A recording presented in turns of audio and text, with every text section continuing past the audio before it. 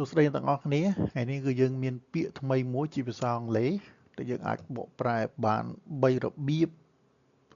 នៅក្នុងភាសាខ្មែររបស់យើងពាក្យទី1គឺពាក្យថាជ្រិញបាទជ្រិញនៅកន្លែងនេះគឺមិនមែនសំដៅទៅលើផ្លែឈើដែលវាធ្លាក់វាអីវាធ្វើវាជ្រក់វាជ្រិញវាស្គីលទេមិនមែនទេគឺជ្រិញនេះគឺយើងសំដៅទៅលើការជ្រិញទៅនឹងសកម្មភាពជ្រិញនឹងពាក្យសម្ដីជ្រិញនឹងអកប្បកិរិយាអត្តចរិតរបស់ណាម្នាក់អញ្ចឹងទៅពាក្យមួយទៀតគឺពាក្យថាឆ្គងបាទឆ្គងឡើយនេះគឺមិនមែនឆ្គងដោយសារយើងធ្វើអីមួយខុសក៏យើងប្រព្រឹត្តកំហុសទេឆ្គងឡើយនេះគឺយើងចង់សំដៅទៅលើពាក្យខ្មែរយើងមួយដែលថាពេលដែលយើងធ្វើអីមួយទៅឬក៏យើងនិយាយស្ដីអីមួយទៅដែលវាខុសពីធម្មជាតិរបស់យើងវាខុសពីទម្លាប់របស់យើងអញ្ចឹងយើងមានអារម្មណ៍មួយថាធ្វើទៅវាឆ្គងឬក៏ពេលខ្លះគេមើលមកយើងហ្នឹងគឺយើងថ្ងៃនេះរដងអត់ដែរអញ្ចឹងទេតែថ្ងៃនេះវាទៅជាមើលមកយើងឆ្កងនិយាយរឿងឆ្កងធ្វើរឿងឆ្កងរឿងប្លែកអីចឹងទៅពាក្យមួយទៀតគឺពាក្យខ្មាស់អៀនចឹងក្នុងភាសាអង់គ្លេសគឺយើងប្រើពាក្យមួយគឺពាក្យថា cringe បាទ cringe There were things I had to do in that courtroom that made me cringe. They're working away in our spirits. They're trying to make us cringe and crawl, working on our decency. And then I hear myself saying it and I want to cringe. ទីហោនៅវីដេអូ TikTok នេះឆ្កងមែនតើឬក៏វីដេអូនឹងក្នុង TikTok នេះសំដែងមិនសមសោះតែយើងមើលរៀងឆ្កងមិននិយាយក៏ឆ្កងអាកាយវិការក៏ឆ្កងអញ្ចឹងយើងនិយាយជាភាសាអង់គ្លេសថាម៉េច That TikTok video is so cringe That TikTok video is so cringe ពាក្យមួយទៀតខ្ញុំមានអារម្មណ៍ថាខ្មាស់គេខ្លាំងណាស់ពេលនឹកឃើញសកម្មភាពរបស់ខ្ញុំជប់មិញបាទអញ្ចឹងមានអារម្មណ៍ថាខ្មាស់គេអៀនខ្មាស់នឹកឃើញរឿងខ្មាស់អញ្ចឹងណាអញ្ចឹងយើងអាចនិយាយជាភាសាអង់គ្លេសបានថា I cringe when I remember my activities last night I cringe when I remember my activities last night បាទខ្ញុំមានអារម្មណ៍ថាខ្មាស់គេខ្លាំងណាស់ពេលនឹកឃើញសកម្មភាពរបស់ខ្ញុំជប់មិញខ្មាស់នៅកន្លែងនេះគឺយើងឧទាហរណ៍ថាយើងចូលរួមនៅក្នុងសកម្មភាពជប់លៀងមួយណាយើងគឺជាមនុស្សម្នាក់ដែលថាដែលគេធ្លាប់ស្គាល់ថាមិនសូវចេះមាត់ណាមិនចេះច្រៀងមិនចេះរាំតែយប់មិញនេះដោយសារតែមានគេថាគ្រឿងជាក់ចូលខ្លួនផងវាទៅជាយើងប្រែប្រួលពីមនុស្ស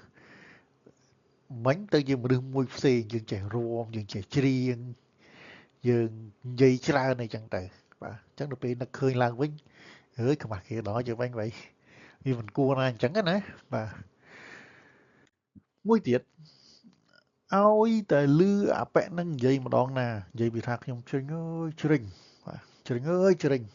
អាប៉ែកនឹងដល់ជ្រិញអាគាត់នឹងដល់បាទអញ្ចឹងយើងអាចនិយាយភាសាអង់គ្លេសថាម៉េច I really cringe his attitude when I hear his talk I really cringe his attitude when I hear his talk អញ្ចឹង